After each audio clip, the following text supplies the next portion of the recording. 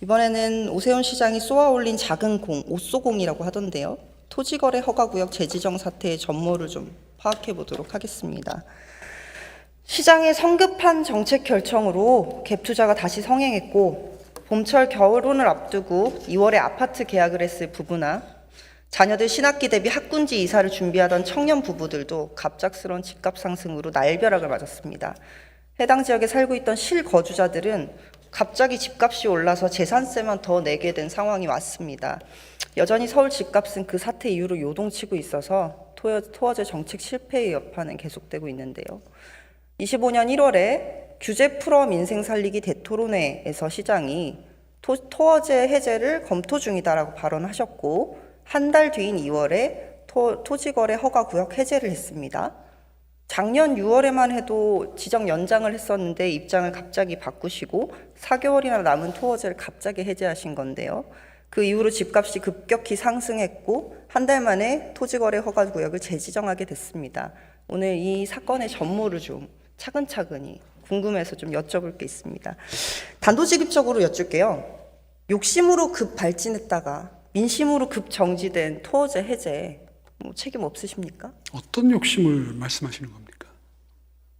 더 잘 아실 텐데요.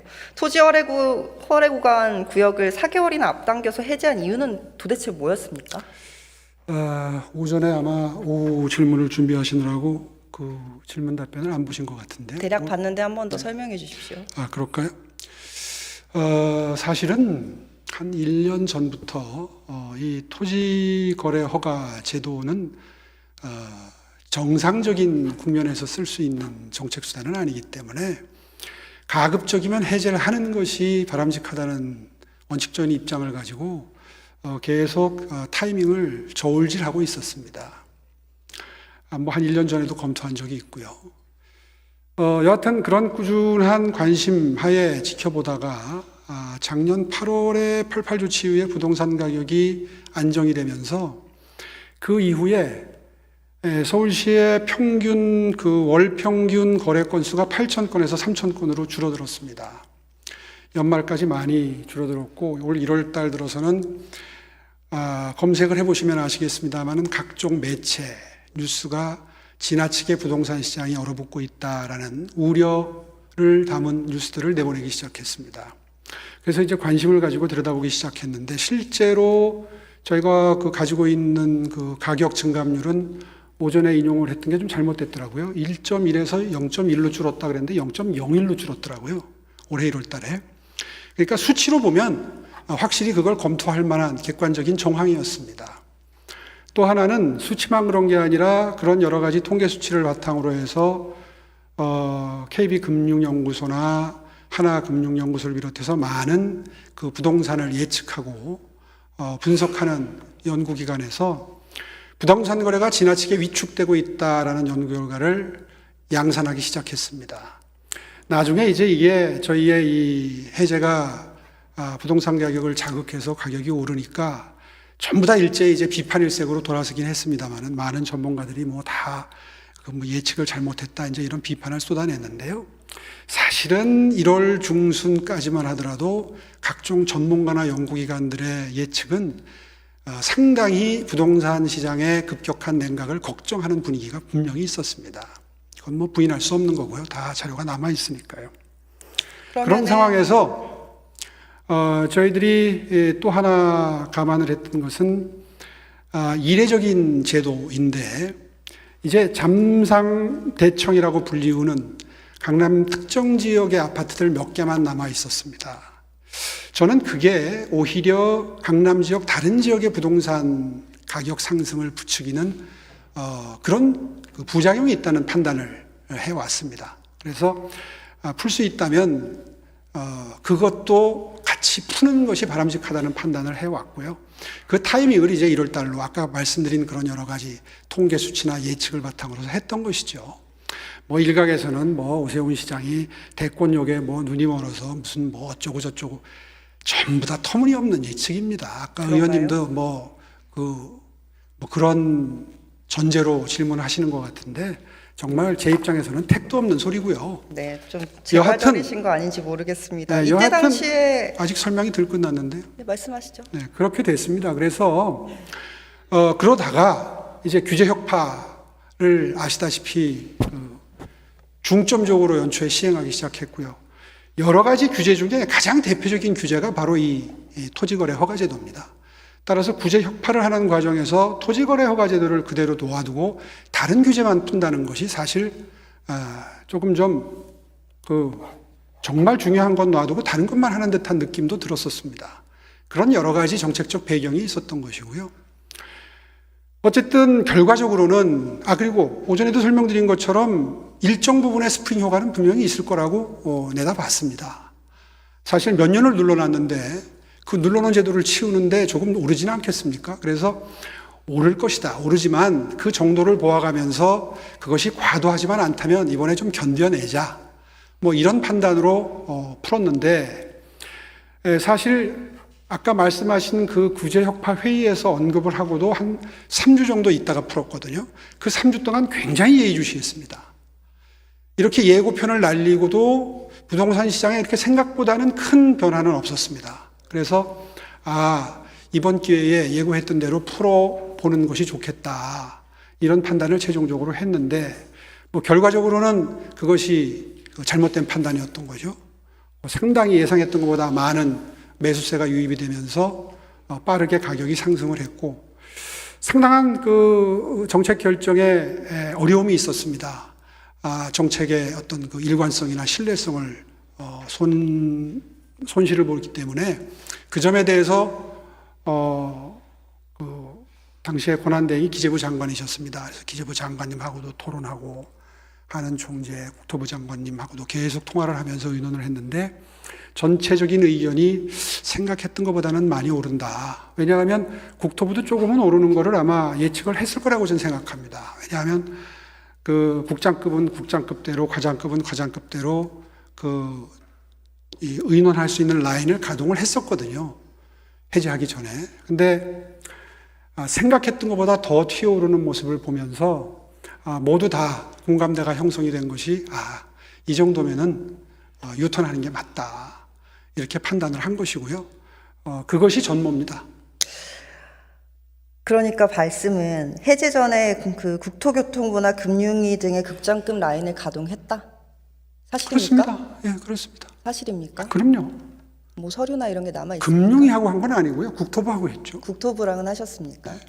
부동산 가격이 오르고 내리는 것은 사실 금리랑도 관련이 있고 각종 부동산 정책과 관련이 있기 때문에 금융위원회도 같이 검토를 하셨으면 좋았겠다는 생각이 듭니다. 그래서 그 반성하에 이번 일을 겪고 나서 저희가 부서를 팀을 하나 만들었습니다. 사실 서울시는 그 팀이 그렇게 막강한 팀이 못 됩니다. 사실 서울시는 기술직 중심으로 뭐 토목, 건축 뭐 이런 식으로 그 주택 정책을 해왔기 때문에 금융까지를 포함해서 주택 가격을 예측하고 거기에 걸맞는 토호제 시행이라든가 하는 것에 대해서는 사실은 그동안 좀 정책팀이 좀 빈약했었다는 걸 인정하지 않을 수가 없습니다. 그래서 이번에 금융사정까지를 포괄해서 그런 정책 판단을 할 수 있는 팀을 하나 새로 신설을 해서 지금 매달 보고를 받고 있습니다. 네. 결론적으로는 책임 없으시냐는 질문이었는데 굉장히 긴 답변을 주셨어요. 그래서 뭐 책임이 없다고는 말씀드린 적 없습니다. 네, 그러니까요. 책임 있다는 말씀 어느 정도 예측은 했지만 그 예측을 뛰어넘는 결과가 나왔고 그 점에 대해서는 뭐 여러 번 책임을 통감한다는 말씀을 드렸습니다. 네, 정책적 실패라는 점은 인정하시죠? 그럼요, 인정하죠. 다음 질문을 드릴게요. 그래서 재지정을 했는데 기존의 잠실 삼성 대치 청담에 이제 토지거래허가 구역을 해제를 했었다가 이제 풍선 효과 이런 거 얘기가 나오면서 기존 지역보다 더 넓은 지역인 강남구, 서초구, 송파구, 용산구를 아예 통으로 토호제 구역을 묶었어요. 서울의 3분의 1이 토지거래허가 지정구역이 된 겁니다. 이렇게 넓은 지역을 지정한 이유도 좀 길게 설명해 주실까요? 그러니까 이제 결정할 때에 많이 고민을 했던 부분이 풍선 효과 부분입니다. 되도록이면 토호제에 적용을 받는 지역을 좁게 지정하고 싶은 게 본능적인 판단인데 좁게 지정하게 되면 그만큼 풍선 효과가 커질 수밖에 없는 거죠. 그래서 비슷한 아파트 가격대를 유지하고 있는 지역들 포함해서 용산구까지 포함하는 것을 논의할 수밖에 없었고요. 다만 이제 과거와는 달리 주거용 아파트에만 한정하는 것으로 절충을 해서 4개 자치구를 그 토호제 대상으로 선정을 했는데 지금까지의 판단으로는 그 판단이 그렇게 잘못된 판단인 것 같지는 않습니다. 원래 토어제는 1년 단위로 하지 않습니까? 6개월로 단축 지정하셨는데 근거나 이유는 뭘까요? 1년은 지나치게 길다고 봤고요. 일단 6개월로 처음엔 3개월도 검토를 했었습니다. 발표했던 제도를 뒤집는 결정이니만큼 길게 발표하는 것보다는 짧게 발표해서 그 효과를 보고 연장하는 것이 어떻겠는가 하는 검토도 했는데 결국은 이제 6개월로 정하게 된 거죠. 이 시장께서는 기본적으로 토호제가 시장에 미치는 영향이라든지 이 제도 자체에 부정적이시기 때문에 사실은 좀 세분화해서 디테일하게 지정할 법도 한데 잠시 언급했지만 토호제 구역 지정 기준도 기존에는 어떤 갑자기 용어가 생각이 안 나네요. 그 인근에 굉장히 큰 건물을 짓는 것 때문에 잠산대청에 토호제 구역을 지정을 했었는데 기존에 잠실 스포츠마이스 네네. 말씀하시는 거죠? 맞을 겁니다. 저번에 시정질문 한 적이 있었는데요. 기존의 핀셋 기준이 아니고 이번에 아예 통짜로 구를 지정하셔서 아파트 약 40만 채를 지정을 했단 말입니다. 그렇습니다. 세분화하지 않고 이렇게 통짜로 하신 이유는 뭘까요? 방금 전에 설명드린 대로 지나치게 세분화하게 되면 지정에서 빠진 부분으로 바로 풍선 효과가 전이될 수 있는 가능성을 경계했던 거죠. 그러니까 결국에는 토지거래 허가구역의 해제, 성급한 해제 때문에 부작용이 발생했고 그 부작용을 잡으려다 보니까 정말 더 넓은 지역에 많은 시민들을 대상으로 이 제재를 가하게 됐다는 결론이네요. 네. 실제로 지금 자치구 통규제에 대한 말이 많습니다. 실상은 공정성을 잃은 규제라는 말도 나와요. 아까는 효과가 좋다고 말씀하셨는데 각종 피해 사례가 좀 속출하고 있는 겁니다. 네, 형평이 안 맞는 부분들이 있습니다. 네, 형평이 안 맞는 부분이 있죠. 유명한 고가 주거 단지인데 한남더힐은 공시지가가 100억인데 어제 기사일 거예요. 11개 동이 연립주택으로 분류가 돼 있어서 가정용 아파트가 아니어서 토지 대상이 아닙니다. 납득되십니까? 형평의 원칙은 분명히 반하는데 그렇다고 해서 그거를 참 이러지도 못하고 저러지도 못하고 장단점이 있기 때문에 그렇습니다. 반면에 또 용산구 등의 일부 나홀로 저가 아파트들 한 동짜리요. 공시지가가 2억도 안 되는데 토어제 지정 지역이랍니다. 가정용 아파트라서요. 이 규제 일관성이 좀 없는 것 같은데 어떻게 하실 겁니까? 그렇다고 해서 나홀로 아파트들을 빼놓게 되면 아마 거의 급등할 겁니다. 네, 그래서 수정하거나 변경할 생각은 없으시다. 네. 나홀로 아파트들은 기본적으로 좀 투자 가치가 낮고 평수가 작아서 신혼부부나 청년들이 많이 주거하게 되는데 그러니까 오르는 걸 막아야죠. 네, 그렇게 보시는군요. 일련의 사건에 대한 아까도 계속 얘기하셨지만 사실 토어제 해제 때문에 굉장히 많은 정책적 실패와 부작용이 발생했고 이거 수습하는 과정에 지금 있는 거 아닙니까? 관련해서 책임을 진다면서 민생소통특보와 정책특보 두 사람이 사의를 표시했던 걸로 아는데 이분들 사표 수리하셨나요? 글쎄요, 전체가 다 모여서 함께 의논하고 정책 결정을 했는데 특별히 한두 사람한테 책임을 묻는다는 것은 적절치 않다는 판단을 했습니다. 네, 결국 토어제 실책 관련해서는 본격적으로 책임진 사람이 한 명도 없는 거네요. 아직 인사철이 되지 않았습니다. 매번 인사철 얘기하시는데 저번에 저한테 거짓말하신 거 기억하고 있습니다. 시장은 또 토어제 재지정 혼선을 복도통신이라고 말씀하시고 어떤 분을 기관장에 임명하셨던데요. 토어제 재지정 혼선을 되풀이하지 않겠다면서 조직 개편 추진했고 아까 금융 전문가 영입되셨습니까? 그러니까 금융 전문가를 영입하는 게 아니라 금융에 대해서 알고 있는 분들로 팀을 보강하는 겁니다. 그래서 금융의 영향까지를 포괄한 부동산 가격 정책을 세우는 데에 전문성을 발휘할 수 있는 조직을 만들었다 그 얘기입니다. 그래서 그 조직은 잘 돌아가고 있습니까? 현재까지는 하여튼 정기적으로 보고를 받고 있습니다. 네. 제가 이 질문을 짚어서 드리는 이유는 지난 몇 달간의 서울 시민을 비롯해서 많은 분들이 이 토어제 해제와 관련된 부동산 가격 변동으로 많은 피해를 입고 고통받으셨기 때문입니다. 자세한 전모를 좀 확인하는 과정이었고요. 다시는 이런 성급한 정책으로 시민들께 고통을 안기는 일은 없었으면 좋겠습니다. 네, 더욱 신중하도록 하겠습니다. 네, 잠시 들어가셔서 좋습니다.